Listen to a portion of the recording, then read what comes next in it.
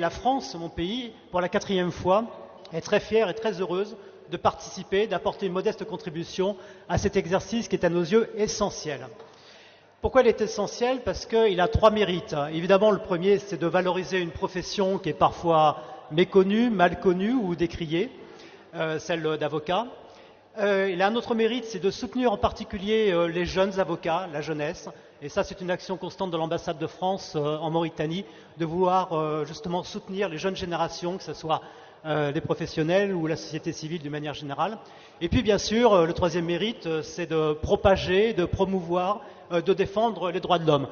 Quand on parle de droits de l'homme, qui sont des principes universels et qui s'appliquent universellement, je parle aussi des droits de l'homme, y compris dans les pays où l'état de droit et la démocratie semblent les plus aboutis. J'ai noté d'ailleurs 2 plaidoiries qui concernent la France. Je l'ai noté sans vindicte, mais avec plaisir d'ailleurs, parce que voilà la liberté d'expression et voilà effectivement un exemple qu'il faut donner.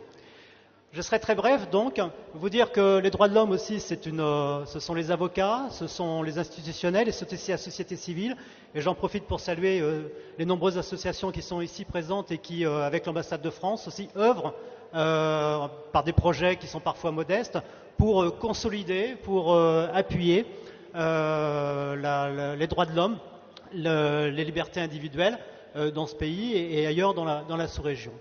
Je voudrais remercier bien sûr l'Ordre national des avocats mauritaniens, l'Institut international des droits de l'homme et de la paix, et bien sûr je tiens à travers vous, monsieur le secrétaire général du ministère, remercier tout l'appui que nous apporte le ministère de la Justice. Remercier monsieur le ministre de ma part.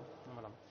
Je crois que, comme vous le disiez, ce concours est maintenant un peu victime de son succès, parce qu'il y a de plus en plus de candidats. Il est de plus en plus difficile, effectivement, de sélectionner. En tout cas, moi, je suis heureux que l'Union européenne nous ait rejoints, effectivement, avec tout son dynamisme, son enthousiasme à ce concours. C'est ouvert aussi à d'autres pays partenaires qui veulent éventuellement soutenir pour pouvoir peut-être consolider cet exercice et encore l'augmenter, l'accroître et peut-être avoir encore plus de candidats. Voilà, je vous félicite. Tout de suite, j'abrège pour laisser la parole aux défenseurs des droits de l'homme et je vous remercie beaucoup de votre assistance. Merci.